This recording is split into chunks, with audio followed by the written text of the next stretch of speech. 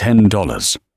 That's the exact price James Pendleton put on the survival of his unborn child. When he packed up his pregnant wife's belongings in heavy-duty garbage bags and changed the locks on their Chicago brownstone, he didn't just break a vow, he calculated a daily insult. $10 a day automatically transferred to a newly opened checking account, as if that meager sum would absolve him of abandoning a woman who had sacrificed her own career for his success. He thought he was shedding a liability. He thought he was permanently closing a chapter. He had absolutely no idea that his daily $10 insult was funding the foundation of an empire that would eventually swallow him whole. The October wind off Lake Michigan was already biting, carrying the promise of a brutal Chicago winter. Nia stood on the porch of the Lincoln Park brownstone she had spent the last 3 years turning into a home. Her hand rested instinctively on the swelling curve of her stomach. She was 22 weeks pregnant. She had just returned from an anatomy scan, clutching a sonogram printout of a healthy baby boy, eager to show James the tiny profile of their son. Instead, her key wouldn't turn in the lock. The brass deadbolt had been replaced. Confused, Nia knocked.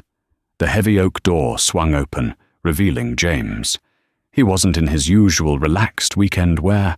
He was wearing a sharp, tailored navy suit, looking as though he were preparing for a hostile boardroom takeover rather than greeting his wife.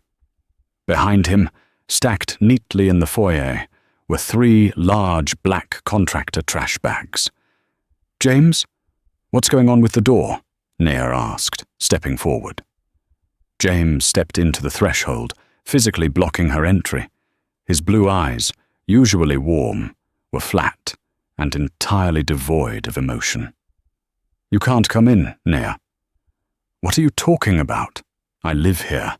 I have the ultrasound pictures." "I don't want to see them." James cut her off, his voice clipped and precise. He adjusted his silk tie.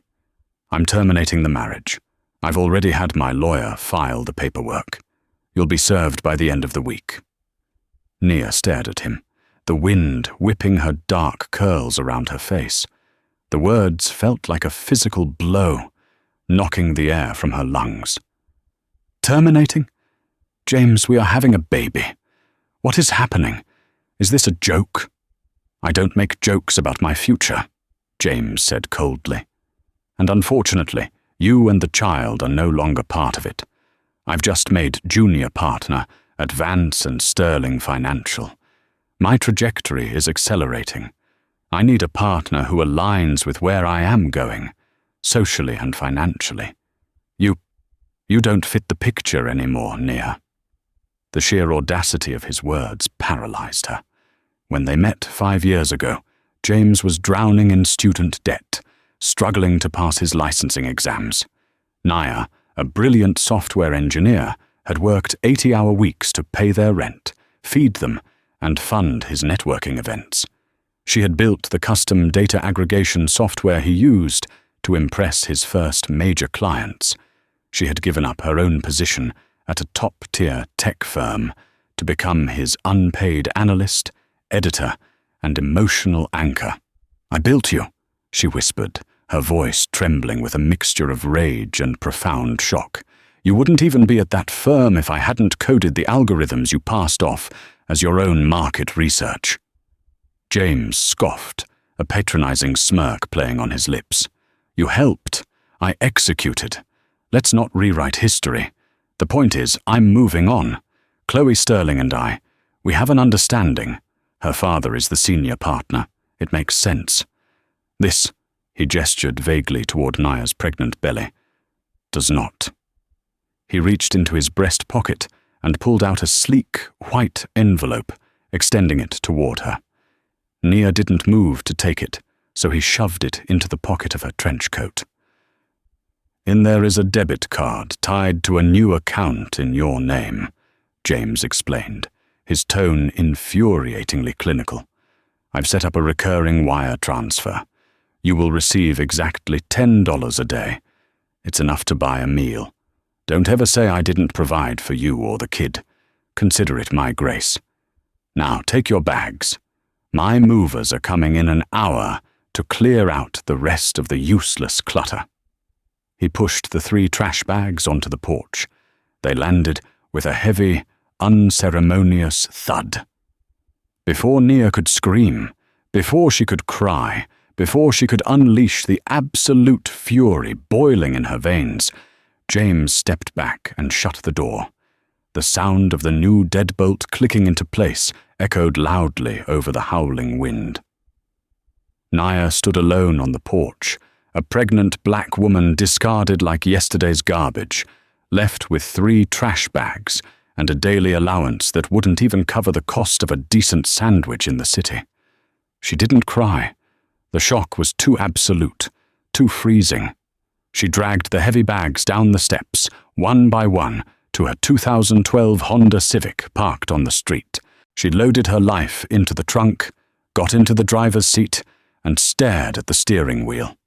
She pulled the white envelope from her pocket. Inside was a generic blue debit card and a slip of paper with a pin. $10 a day. It wasn't a settlement. It wasn't alimony. It was a calculated psychological torture. It was James's way of keeping her tethered to his perceived superiority, forcing her to rely on his literal pocket change to survive. Nia gripped the steering wheel until her knuckles turned a pale, ashy grey. She looked at her reflection in the rearview mirror. The scared, betrayed woman looking back at her was dead. In her place, something cold, hard, and terrifyingly focused began to take root. $10, Nia whispered to the empty car.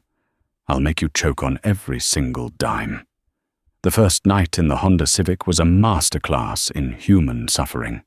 Nia parked under the harsh, flickering amber glow of a street lamp in a 24-hour superstore parking lot in the suburbs. The October temperature plummeted to 38 degrees. She layered every sweater she owned over her pregnant frame, shivering violently beneath a thin throw blanket she had salvaged from one of the trash bags. Every time she closed her eyes, the image of James's tailored suit and cold, dead eyes flashed behind her eyelids. At exactly 6 a.m., her phone vibrated on the dashboard. Ding. Notification: incoming transfer from A. Pendleton. Amount: $10. Available balance: $10. Nia stared at the screen, a bitter taste flooding her mouth. The sheer arrogance of the automated notification was suffocating. He didn't even have to press a button. A machine was doing his discarding for him. She needed a plan. Her personal bank account was nearly empty.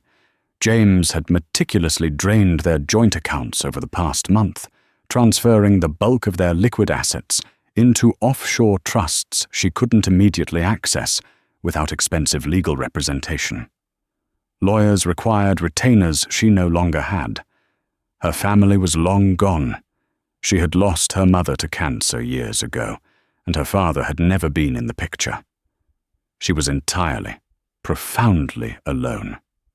Nia drove to a small, worn-down establishment called Betty's Diner in Evanston.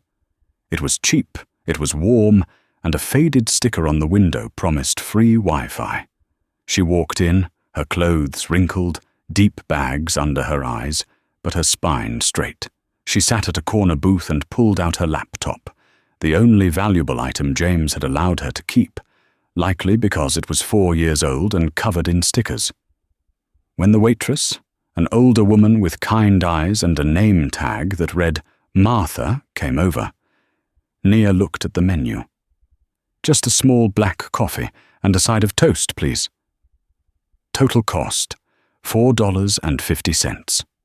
She paid with the blue debit card. It went through. She had $5.50 left for the day. Nia opened her laptop. She was a software engineer. She understood systems, architecture, and code. James had used her to build data pipelines for wealthy investors to optimize their tax strategies and compound their wealth. He built tools for the rich to get richer. What if she built a tool for the invisible? For weeks, this became her routine. Sleep in the freezing car, wake up to the humiliating 6 a.m. ding of the $10 transfer, drive to Betty's Diner, buy the cheapest item on the menu to justify her presence, and code. Martha, the waitress, quickly caught on to Naya's situation. She never said a word, but she started bringing out plates of scrambled eggs and bacon, claiming, "Cook messed up an order, honey. It's a shame to throw it out." Nia accepted the quiet charity with silent gratitude, promising herself she would repay the kindness 1,000 times over. The app she was building was called Apexia. It was a decentralized microfinancial ecosystem designed specifically for people locked out of traditional banking.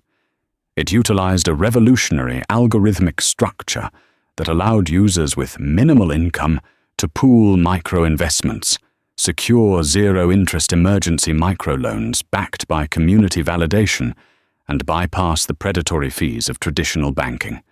It was complex, elegant, and born from the absolute desperation of a woman living on $10 a day. Every line of code was fueled by the 6 a.m. notification. The $10 transfers piled up. After spending a few dollars on coffee, she left the rest in the account. It grew slowly. $30, $70, $150. She refused to use it for anything other than her survival tether. It wasn't money, it was a daily deposit of rage. By her 7th month of pregnancy, the physical toll was becoming unbearable. Her back screamed in agony from sleeping in the reclined driver's seat. Her ankles were swollen to twice their size. The winter had fully arrived, dumping inches of snow onto her windshield. She spent nights running the engine in 10-minute bursts just to keep from freezing to death, terrified of carbon monoxide poisoning, but more terrified of hypothermia taking her baby. But Apexia was ready. The prototype was flawless. It was fast, secure, and had a user interface so intuitive that anyone with a basic smartphone could navigate their way out of poverty. Nia used her remaining battery life to compile a list of every venture capital firm in Chicago, New York, and Silicon Valley. She sent out 300 cold emails. She attached a redacted white paper detailing the algorithm. The rejections rolled in like an avalanche. Too risky, unproven demographic. Founder lacks a current corporate footprint. Translation: she was a homeless, pregnant black woman with no current institutional backing. Then, on a brutal Tuesday in late January, as she sat shivering in the corner of Betty's Diner, nursing a lukewarm coffee, her inbox pinged. It wasn't a rejection. It was from a man named Gregory Harrison, a notoriously aggressive, unconventional angel investor based out of Seattle. The email was short. "Ms. Jenkins, I read the white paper. The algorithm on page 14 bypasses standard liquidity constraints in a way I've never seen. I want a live demonstration. Zoom call. Today at 2 p.m. Naya's heart hammered against her ribs. She looked down at her stained maternity sweater. She looked at the cracked diner mug. She had 3 hours. She went to a nearby public library, booked a private study room, and propped her laptop on a stack of encyclopedias to get the camera angle right. She washed her face in the public restroom, tied her hair back into a sleek, severe bun, and logged into the call. Gregory Harrison appeared on screen. He was older, sharp-featured, and looked impatient. "You claim your system can process community-backed microloans with a default rate lower than standard big bank personal loans. Prove it. Walk me through the code." For the next 2 hours, Nia didn't just walk him through the code. She took him on a masterclass tour of financial architecture. She spoke with a fiery brilliance that commanded the virtual room. She forgot her swollen ankles, the cold car, and the daily $10 insults. She was entirely in her element. When she finished, There was a long, heavy silence on the line. Harrison stared at the screen, steepling his fingers. "The code is brilliant," he finally said, his voice quiet. "But the execution requires capital. How much to get this out of beta and into the App Store with proper legal shielding?" $750,000 for a seed round, Naya said without blinking, for 12% equity. Harrison raised an eyebrow. "You have no leverage, Miss Jenkins. I can see the cinder block walls of a public library behind you. You're asking for top-tier valuation while operating out of a public facility." "You aren't investing in my real estate, Mr. Harrison. You are investing in the fact that I built a system that will render traditional microlending obsolete. If you don't want the 12%, I will take it to someone else tomorrow." It was a bluff, but she delivered it with the cold conviction of a woman who had nothing left to lose. Harrison laughed, a booming, genuine sound. "I like you, but I don't do 12%. I'll give you 1.2 million for 20%, and I require you to move into a secure office and residential space immediately. I don't want my lead developer catching pneumonia." Naya slammed her laptop shut after the call ended. She sat in the absolute silence of the library study room, tears finally, violently, streaming down her face. She rested her hands on her stomach. Ding. Her phone vibrated on the desk. She looked at the screen. It was 4 p.m., an unusual time for a notification. It was an email from James's lawyer. The divorce was finalized by default because she hadn't contested the impossible terms. She wiped her tears, her eyes turning flinty. Let him have his clean break. He had just handed her the freedom to build an empire without him legally entitled to a single cent of it. 2 months later, the universe demanded its toll. Noor was in her new, modest, but warm apartment in a decent neighborhood, paid for by her own corporate salary drawn from the seed funding, when her water broke. It was 3 weeks early. The pain was sudden and blinding. She drove herself to Chicago Memorial Hospital, gripping the steering wheel as contractions tore through her abdomen. She walked into the triage center alone. When the nurses asked for her emergency contact, she left the line blank. The labor lasted 18 grueling hours. It was a physical manifestation of her entire journey, agonizing, solitary, and requiring every ounce of strength she possessed. There was no one to hold her hand, no one to wipe her forehead. But every time she felt she couldn't push anymore, she thought of the blue debit card. She thought of James's smug face. At 11:42 p.m., a piercing cry filled the sterile hospital room. "It's a healthy boy," the doctor announced, placing the small, warm weight onto Nia's chest. Nia looked down at her son. He had a shock of dark, curly hair and perfect, tiny fingers. Tears blurred her vision, but they were tears of profound, overwhelming triumph. "Welcome to the world, Leo," she whispered. "We are going to take it all." While Nia was recovering in the maternity ward, holding her newborn son, her phone buzzed on the bedside table. Ding. Notification. Incoming transfer from A. Pendleton. Amount: $10. She picked up the phone and stared at it. The account now had just over $1,800 in it. She hadn't touched it since the seed money cleared. She made a decision right then. She wasn't going to close the account. She was going to let it run.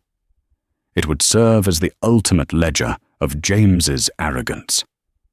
Across the city, in a sprawling glass-walled penthouse overlooking the skyline, James Pendleton was clinking crystal champagne flutes with Chloe Sterling. They had just returned from their honeymoon in the Maldives. James was glowing with self-satisfaction. He was officially a full partner at the firm. He was wearing a Rolex that cost more than Nia had earned in a year. "To us," Chloe purred. sipping her Dom Perignon. "And to the new merger. Daddy is so impressed with your portfolio." "To the future," James replied smoothly, pulling her close. He didn't think about Nia. He didn't think about his child. His automated banking system sent the $10 every morning, entirely out of sight and out of mind. To James, Nia was a relic of his past, a stepping stone he had successfully discarded. He believed his trajectory was untouchable, secured by wealth, status, and the powerful sterling name. But James was a man who understood numbers, not people. He understood margins, not resilience. Over the next 4 years, Apexia exploded. Nia didn't just build an app, she built a movement. As inflation soared and traditional banks tightened their lending constraints, the working class flocked to Apexia, the platform's algorithm, the one Nia had coded in the freezing front seat of a Honda Civic, was practically infallible. It accurately predicted creditworthiness based on alternative data points that big banks ignored. Gregory Harrison's initial $1.2 million investment turned into a Series A funding round of $40 million. Then a Series B of $150 million. Nia became a force of nature in the tech world. She rebranded herself. Gone was the exhausted, accommodating wife. She became Nia Jenkins, CEO. She wore sharp, custom-tailored suits. She appeared on the covers of Forbes and Fast Company. But she kept a low public profile regarding her personal life. She rarely gave on-camera interviews, preferring her company's metrics to speak for her. She fiercely protected Leo's privacy, raising him in a loving, secure environment, surrounded by the best tutors and nannies money could buy, though she made sure he understood the value of every single dollar. And every morning, at 6 a.m., the blue debit card account received its $10 deposit. The balance steadily climbed past $14,000. In the financial sector, James's world was beginning to fracture. Vance and Sterling Financial had heavily leveraged themselves in commercial real estate just before a massive market correction. Their traditional rigid algorithms, the ones James claimed to have masterminded, were failing to predict the rapid shifts in consumer spending. Clients were bleeding money, and Chloe's father was looking for a scapegoat. James, desperate to maintain his lavish lifestyle and his father-in-law's approval, began taking increasingly aggressive, borderline reckless risks with client portfolios. He was blind to the changing tides of the financial industry, completely unaware that the largest disruptor in his market was currently reading bedtime stories to his 4-year-old son across the city. The collision course was set. James was standing at the edge of a cliff, admiring the view, entirely oblivious to the fact that Nia was the one driving the bulldozer up the mountain behind him. 4.5 years had passed since the deadbolt clicked shut on Nia's former life. In the hyper-accelerated world of fintech, 4 years was enough time to build a dynasty. Apexia had long outgrown its humble origins as a peer-to-peer micro-lending app for the disenfranchised. Under Nia's ruthless, visionary leadership, it had evolved into a comprehensive, decentralized financial ecosystem. They had just closed a Series C funding round led by Sequoia Capital, valuing the company at a staggering $4.2 billion. Nia moved her headquarters to a sprawling 60,000-square-foot complex in Chicago's Fulton Market District. Floor-to-ceiling glass windows offered panoramic views of the city that had once tried to freeze her to death. She wore custom-tailored power suits, emerald greens, deep burgundies, and stark, unforgiving blacks that draped perfectly over her frame. She was a titan. Yet, despite the magazine covers and the industry accolades honoring N. Jenkins, the architect of modern liquidity, she remained fiercely private. Her face rarely graced the public relations blasts. She let her product and her fiercely loyal board of directors do the talking. And every single morning, at exactly 6 a.m., her private phone would vibrate. Ding. Notification: incoming transfer from A. Pendleton. Amount: $10. The balance now sat at a little over $16,400. To Nia, a woman whose personal net worth was rapidly approaching $1 billion, the account was a museum exhibit.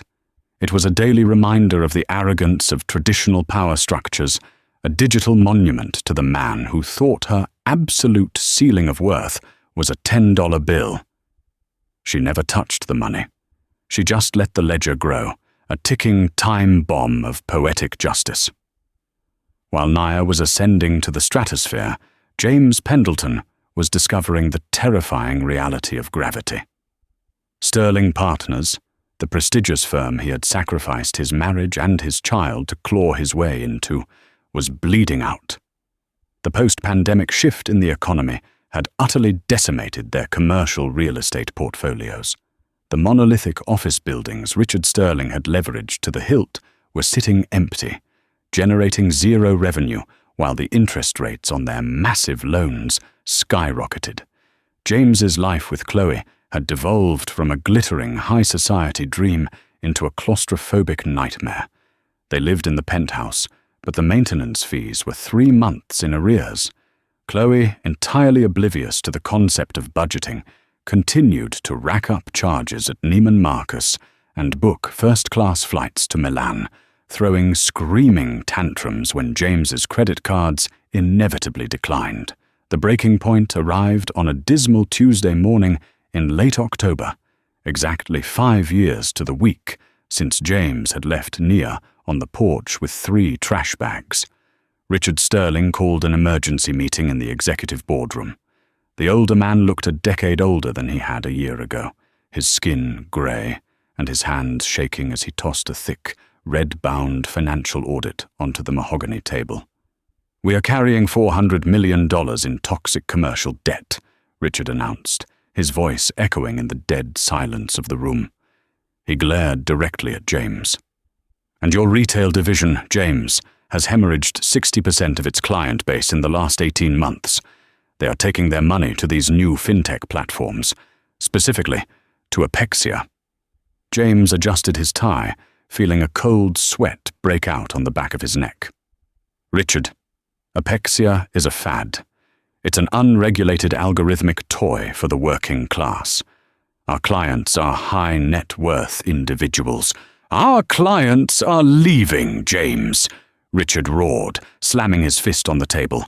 "They don't care about prestige anymore. They care about yield. Apexia just launched an enterprise-level liquidity protocol. They are licensing their risk assessment algorithms to institutional banks. They have the capital, the tech, and the momentum that we desperately lack." Richard took a deep, ragged breath, leaning over the table. "I have leveraged every remaining asset this firm has. We have one play left. We need a capital injection, or we need to be acquired. I've reached out to Apexia's board. They've agreed to a preliminary meeting tomorrow afternoon to discuss a potential strategic partnership. You are going to lead this pitch, James." James blinked, panic rising in his chest. "Me? Richard, I don't speak their language. I'm a traditional wealth manager. You need a tech liaison. I need my son-in-law to justify his inflated salary and his existence at my firm." Richard hissed, cutting him off. "You engineered our current retail strategy. You fix this.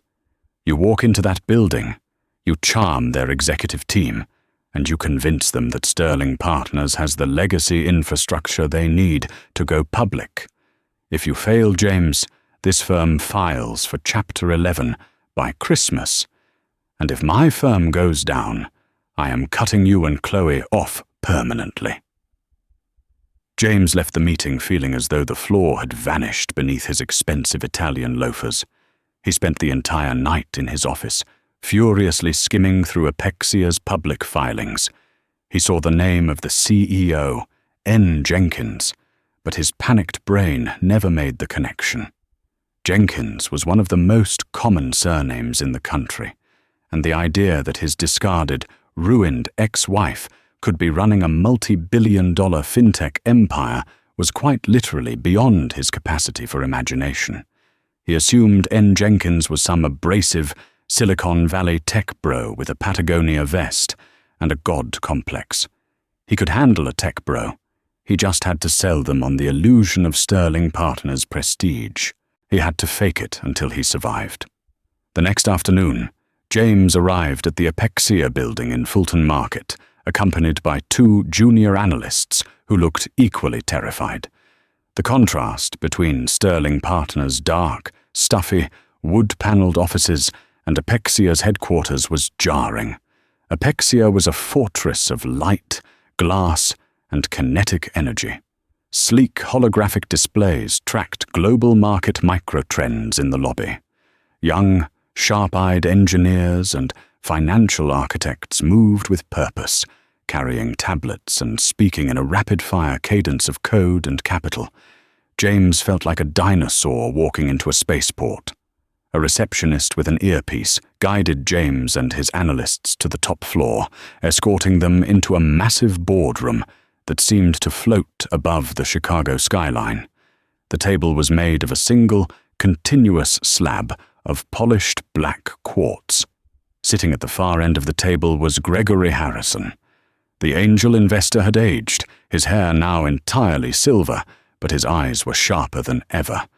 He didn't stand when James entered. "Mr. Pendleton," Gregory said, his voice a dry, gravelly rasp. "Have a seat. We're on a tight schedule."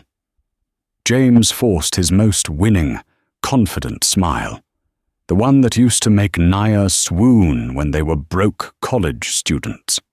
He unbuttoned his suit jacket and sat down, opening his leather portfolio. "Mr. Harrison, thank you for taking the time. I know Apexia is currently dominating the retail sector, but Sterling Partners represents a century of institutional trust. We believe that by merging your algorithmic capabilities with our legacy client network, we can save you from bankruptcy," Gregory interrupted, not looking up from his tablet. James's smile faltered, freezing on his face. Excuse me? "Your commercial real estate exposure is a catastrophic liability, Mr. Pendleton," Gregory said flatly. "Your retail division is in freefall. You aren't here to offer us a partnership. You are here to beg for a bailout." The 2 junior analysts next to James shifted uncomfortably, staring at their hands. James swallowed hard, his mind racing. He needed to assert dominance. He needed to pivot. "Mr. Harrison, every firm faces cyclical downturns, but the Sterling name is currently a toxic asset," a voice echoed from the doorway. The heavy glass doors of the boardroom slid open. James turned around, an arrogant retort prepped on his tongue. But the words died in his throat. The oxygen in the room seemed to evaporate instantly. Walking into the room was Nia. She was breathtaking. She wore a tailored charcoal-grey Tom Ford suit that screamed absolute, uncompromising power. Her dark curls were pulled back into a sleek, structural style, and her eyes, the eyes James remembered being filled with tears and desperation on a freezing October morning, were now obsidian chips of pure, calculated ice. James's brain simply ceased to function. He stared at her, his jaw slack, his eyes darting frantically around the room as if expecting this to be an elaborate, cruel, hidden camera show. "Nia?" he stammered, the name slipping out as a pathetic, breathless whisper. Nia didn't smile. She didn't flinch. She walked to the head of the table, directly across from James, and remained standing. "Ms. Jenkins," Nia corrected, her voice smooth, resonant, and entirely devoid of warmth. Or, in this building, CEO. "It's been a while, James. You're looking a little stressed." James gripped the edge of the quartz table, his knuckles turning white. You're N. Jenkins? You're the CEO of Apexia? No, that's impossible. You're a coder. I am the architect of the algorithm that just rendered your entire career obsolete, Naya stated calmly, placing a slim file folder onto the table. You used my code to get your junior partnership, James. I simply used my code to build an empire. The difference is scale and competence. James's face flushed a deep, mottled red. Anger, born of profound humiliation, flared in his chest. This is a trick. You orchestrated this. You manipulated the board into this meeting just to gloat. Do not flatter yourself. Gregory Harrison barked from the end of the table. Naya didn't even know you were the one pitching until I saw the guest list this morning. We took this meeting because we are interested in your firm's remaining Tier 1 banking licenses. That is all. Nia rested her fingertips on the black quartz. She looked down at James, studying him not with anger, but with the clinical detachment of a scientist observing a dying insect. Let's skip the theater, James, Nia said, opening her file. I have your internal audit right here. You are carrying $400 million in toxic debt. You are operating at a massive monthly deficit. You came here hoping I would give you a lifeline. James's arrogance flared, a desperate defense mechanism. He stood up, trying to physically loom over her. You owe me, Naya. I took care of you. I made sure you were provided for when we split. I sent you money every single day. The entire boardroom fell dead silent. Gregory Harrison raised an eyebrow, looking between Naya and James. Nia didn't back down. She didn't raise her voice. She simply reached into the inner pocket of her suit jacket and pulled out a worn, faded white envelope. She tossed it onto the center of the table. It landed with a soft, dismissive thud. Next to it, she placed a small, printed bank statement. $10, Nia said, her voice dropping an octave, echoing with a terrifying quiet power. $10 a day. That is what you determined the mother of your child was worth to survive a Chicago winter. You thought you were starving me out. You thought you were keeping me on a leash. She tapped a perfectly manicured fingernail against the bank statement. Do you know what that $10 a day bought, James? It bought me the coffee I drank while I coded the foundational architecture of Apexia in a freezing diner. It fueled the absolute unyielding rage that built this company. I never spent it. The balance currently sits at $16,420. James stared at the statement, the blood draining completely from his face. His knees suddenly felt weak. The sheer, colossal scale of his miscalculation was crushing him. And here is the reality of your current situation, Naya continued, her eyes locking onto his, trapping him in his own nightmare. Apexia does not want a partnership with Sterling Partners. You have nothing of value to offer me. Your infrastructure is archaic, your leadership is compromised, and your judgment is deeply, fundamentally flawed. James opened his mouth, but no sound came out. He was watching his entire life, his career, his marriage, his wealth, burn to ash in front of him. However, Naya said, a razor-thin smile finally appearing on her lips, I am interested in an acquisition, a hostile one. I am prepared to buy Sterling Partners' debt for pennies on the dollar, strip the firm for its banking licenses, and liquidate the rest, including your commercial real estate, including your job. She leaned closer, the scent of her expensive perfume mixing with the sharp tang of his fear. Tell Richard Sterling he has 48 hours to accept my buyout offer, Naya whispered, her voice carrying the finality of a judge passing a death sentence. If he refuses, I will let the market know the exact depths of your insolvency by Friday morning, and you will walk away with exactly what you left me with." Nia straightened up, adjusting her suit jacket. "Actually, I'll be more generous than you were." She picked up the printed bank statement and slid it across the sleek black table until it hit James's trembling hands. "I'll give you your $16,000 back. You're going to need it." The elevator ride back down to the lobby of the Apexia building felt like a descent into the underworld. James's hands shook so violently he could barely hold the slim file folder Nia had given him. The two junior analysts beside him stared straight ahead, entirely mute, their faces pale with the realization that their careers at Sterling Partners were effectively over. When James returned to the wood-paneled, suffocating atmosphere of his own firm, he bypassed his office and walked directly into Richard Sterling's executive suite.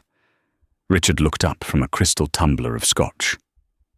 "Well, did they take the bait? Are they interested in the infrastructure?" James placed the folder on the mahogany desk. His voice was hollow, stripped of its usual slick confidence.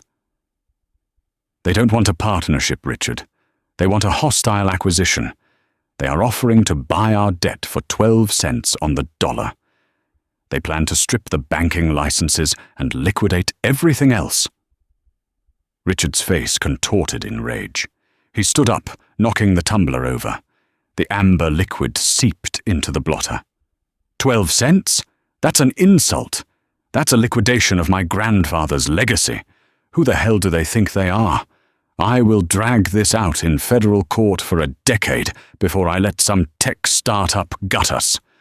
"You can't," James whispered, sinking into one of the leather guest chairs. He buried his face in his hands. "The COO. It's Nia." Richard froze. "Nia? Your ex-wife? The pregnant girl you locked out of the brownstone?" "She built it," James said, the reality finally, crushingly setting in.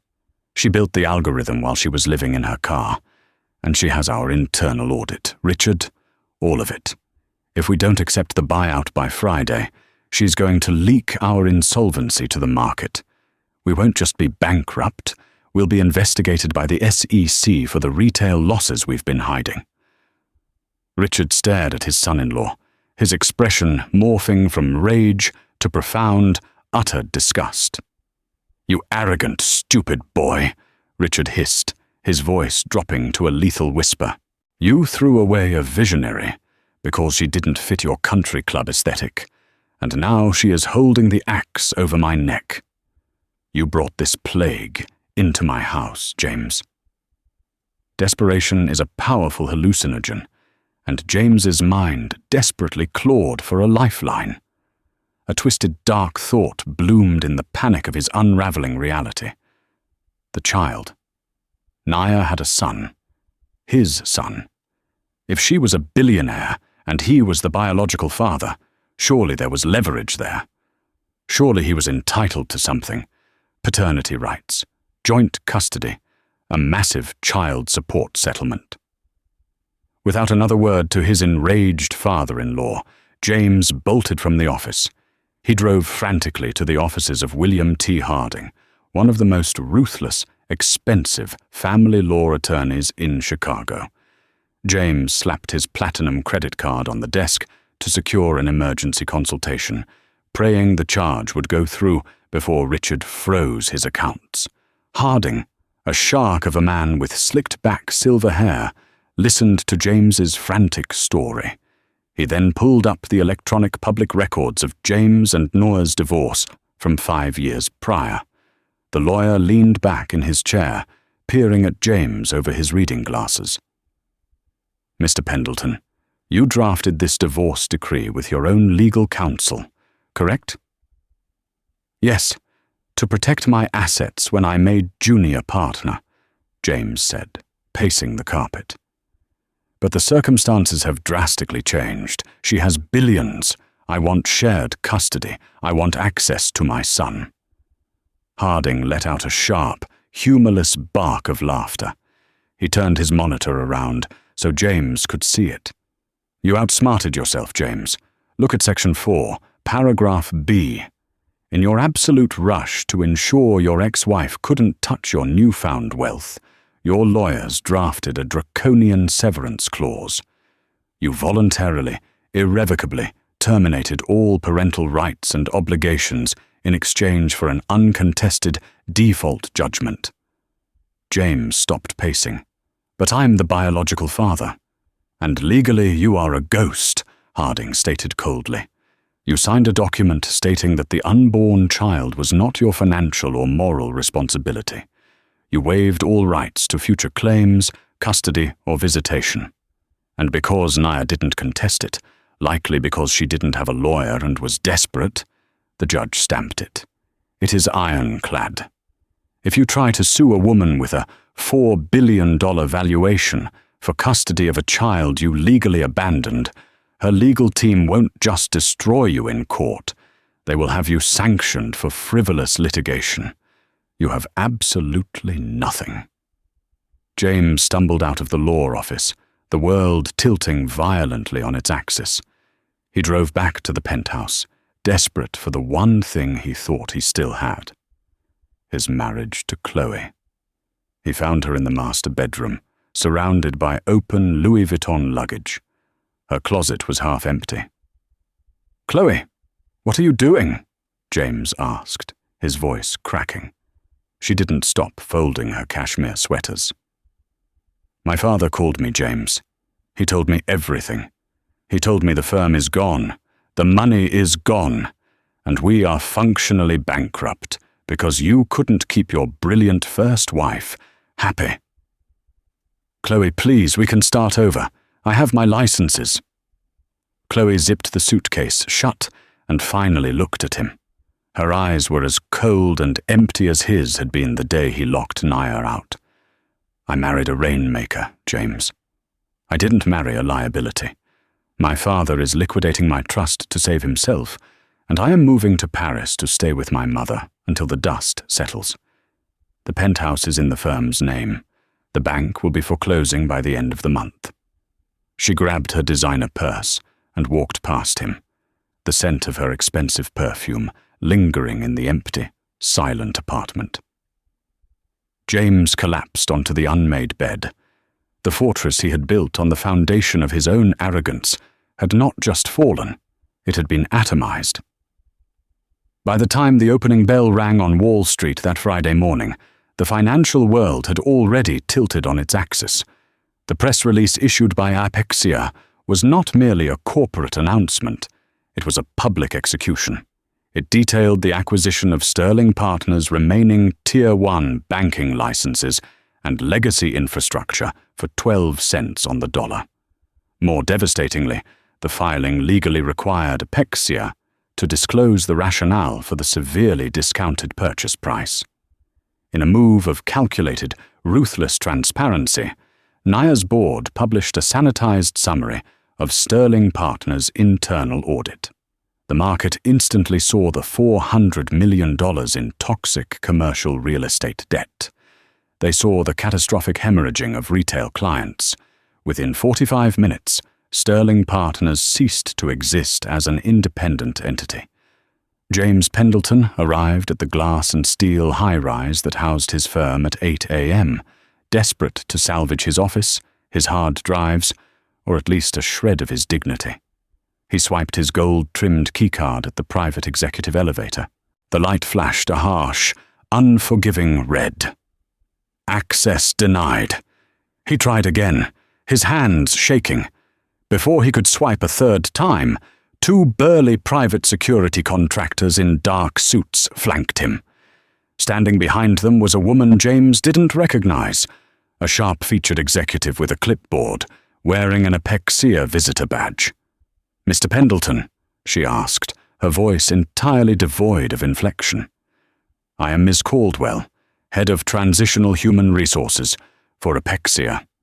You no longer have access to this floor or any floor in this building."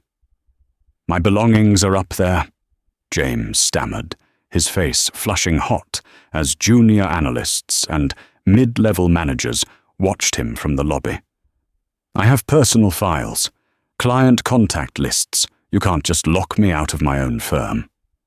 Sterling Partners no longer exists, and client lists are now the proprietary intellectual property of Apexia, Ms. Caldwell replied coolly.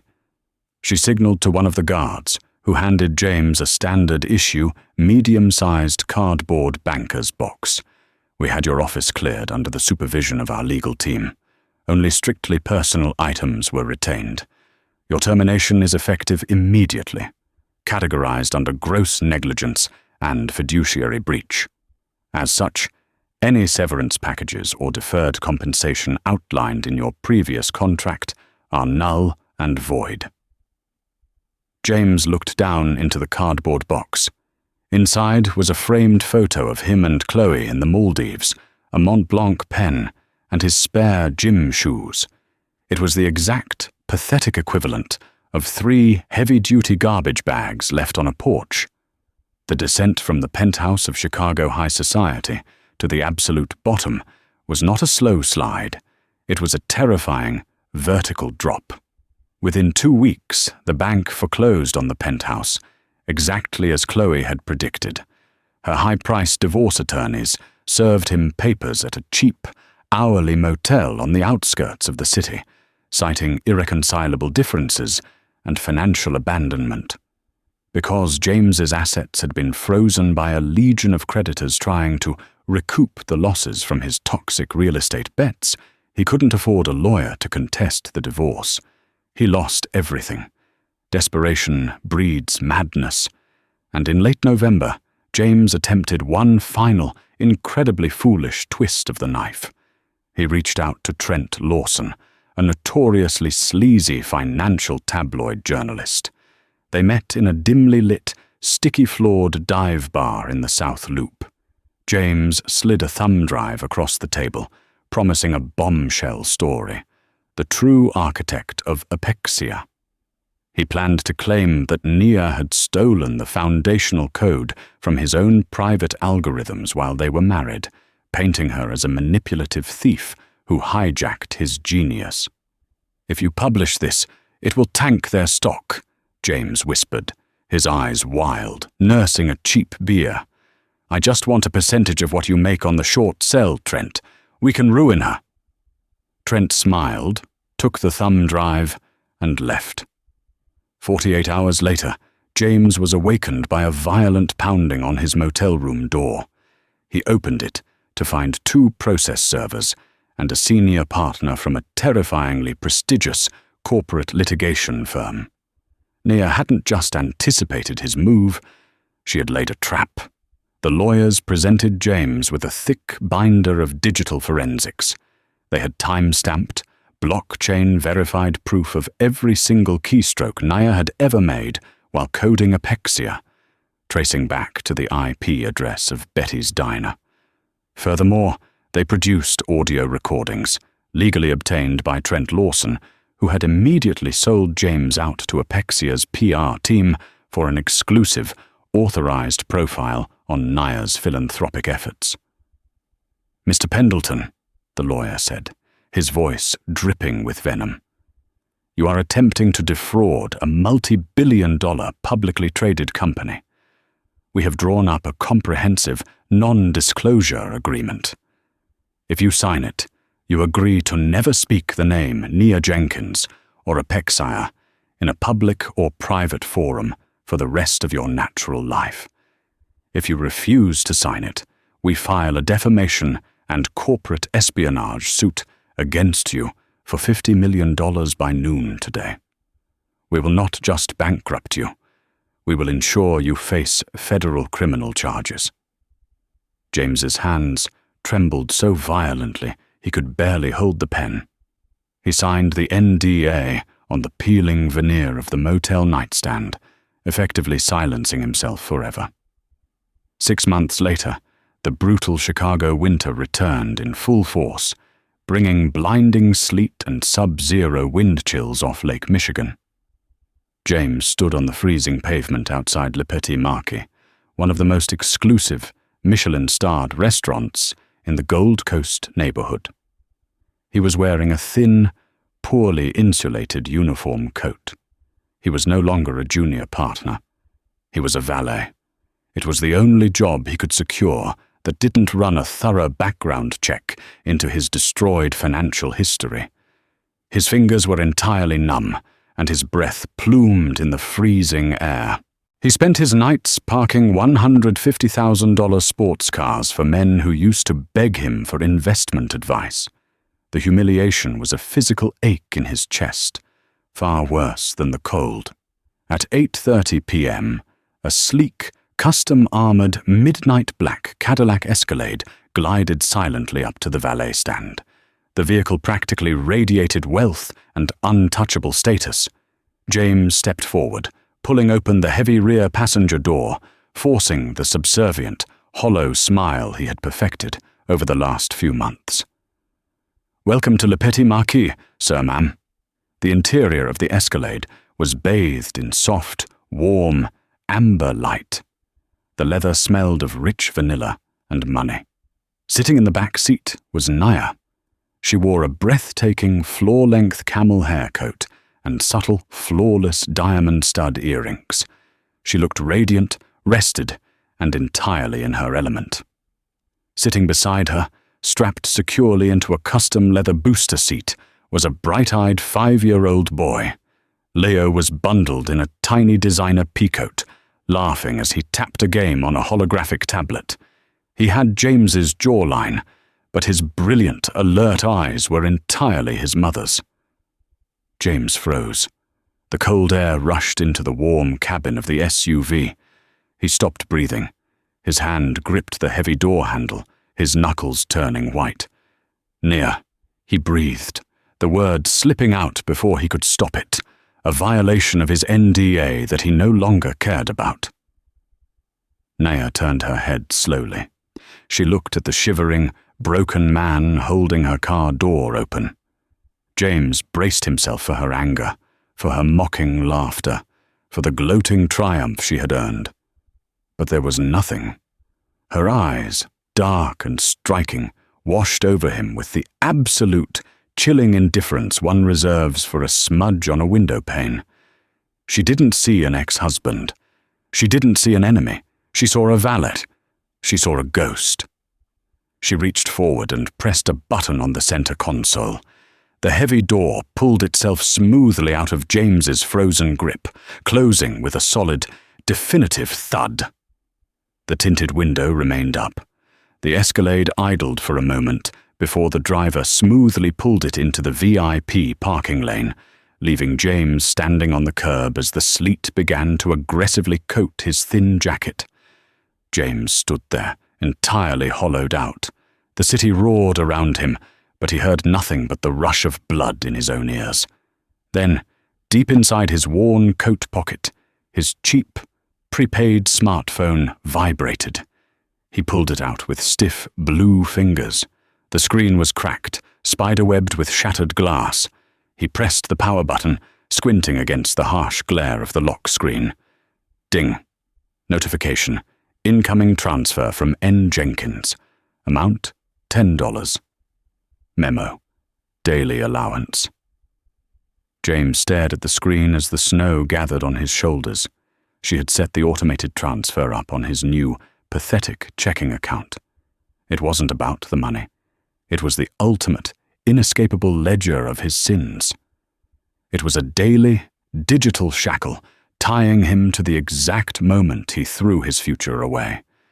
He closed his eyes, a single, freezing tear tracking through the grime on his cheek, knowing that for the rest of his life he would wake up every single morning to the $10 echo of the empire he had built and lost.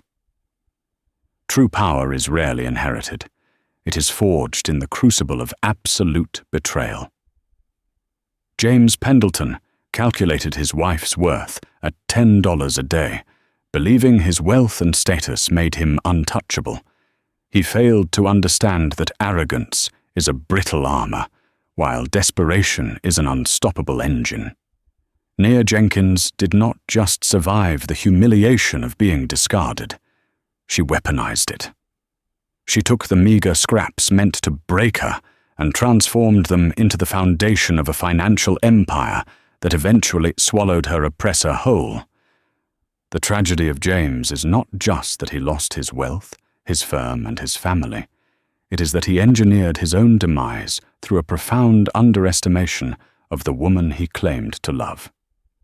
In the end, Nia secured her son's legacy, not through vengeance, but through unparalleled, unapologetic excellence, leaving James with nothing but the exact pocket change he once deemed sufficient for a life.